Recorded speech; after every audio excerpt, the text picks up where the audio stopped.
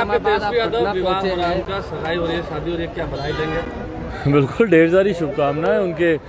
वो एक गृहस्थ जीवन में एक नई पारी की शुरुआत कर रहे हैं और मैंने हमेशा कहा है कि तेजस्वी मेरे छोटे भाई हैं और जब छोटे भाई की शादी हो रही है तो यकीनन ये खुशियां घर में ही आ रही हैं। उसके लिए उनको, उनके पूरे परिवार को बधाई। आप नए युग के हैं, क्या लगता है धर्म जात पात और धर्म भेद जो है वो सब मिटा कर आगे बढ़ने का नया युग? नहीं, देखिए, मैं ईमानदारी से मैं नहीं मानता। मैं हर बार इस बात को मैं खुद भी मैं कहता हूँ कि जात पात धर्म मज़हब में मैं विश्वास नहीं रखता हूँ।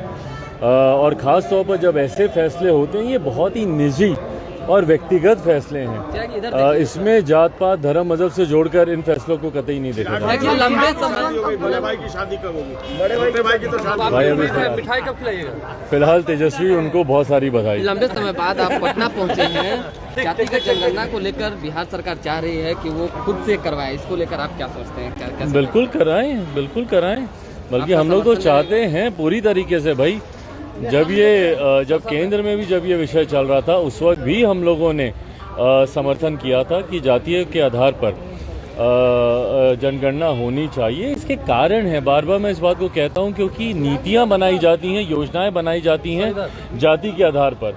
भले वो केंद्र सरकार की नीतियां हों, भले वो राज्य सरकार की नीतियां हों, जाति के आधार पर ही बनाई जाती है। तो इसके लिए उस जाति की कितनी आबादी है वो उसकी जानकारी होना ज़रूरी है, ताकि उसी के अनुपात में राशि का आवंटन किया जाए। तो इसीलिए अगर राज्य सरकार अगर ये फैसला लेती है तो लोक जनशक्ति पार्टी रामविलास उसका पूरी तरीके से समर्थन। शराबबंदी को लेकर आप हमेशा ये चीज़ें बोलते रहे हैं कि विफल रही है, इस तरह नीतियाँ नहीं बन पाती है। अब समीक्षा बैठक के बाद जो है विधानसभा के अंदर शराब की बोतलें मिल रही है, इसको भाई विधानसभा के अंदर शराब की बोतलें मिल रही हैं। आए दिन जहरीली शराब से लोगों की जान जा रही है और मुख्यमंत्री नीतीश कुमार जी सोचते हैं कि भैया आपने एक बार शपथ करा दी, उसी से सब हो गया, सब ठीक हो गया।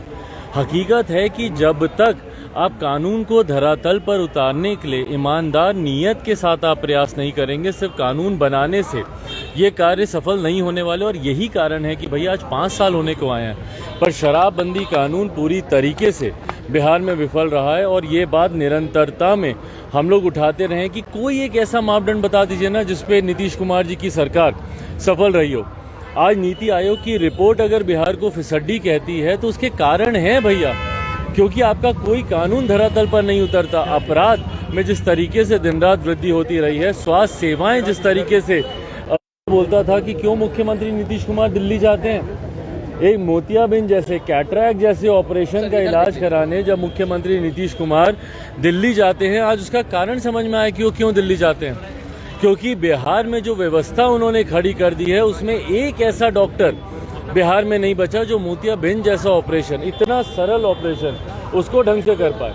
और मुख्यमंत्री नीतीश कुमार जी इस बात को भली भांति जानते थे, इसीलिए वो 1000 किलोमीटर की चार्टर फ्लाइट करके वो दिल्ली जाते थे अपना इलाज कराने, अपना ऑपरेशन कराने।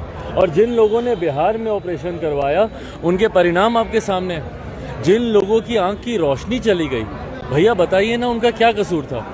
आपकी कुव्यवस्था के वो शिकार हुए। और बार बार मैं इस बात को बोलता हूँ कि दुख मुझे इस बात का होता है कि मुख्यमंत्री नीतीश कुमार किसी भी पीड़ित परिवार से मिलना तक जरूरी नहीं समझते। भैया आप एक बार जाइए तो उन लोगों के पास, पूछिए उनसे कि क्या हुआ, ऑपरेशन के दौरान कठिनाई हुई, बाद में कठिनाई हुई। जब तक आप सुनेंगे नहीं तो आप उसकी जांच कैसे करेंगे? यही शराबबंदी में भी मैंने बार बार कहा था कि भैया आप जाइए उन पीड़ित परिवारों से मिलिए, वो बताएंगे कि कहाँ जाकर इन लोगों ने शराब पी, कैसे हुआ, कैसे उनकी हालत बिगड़ी।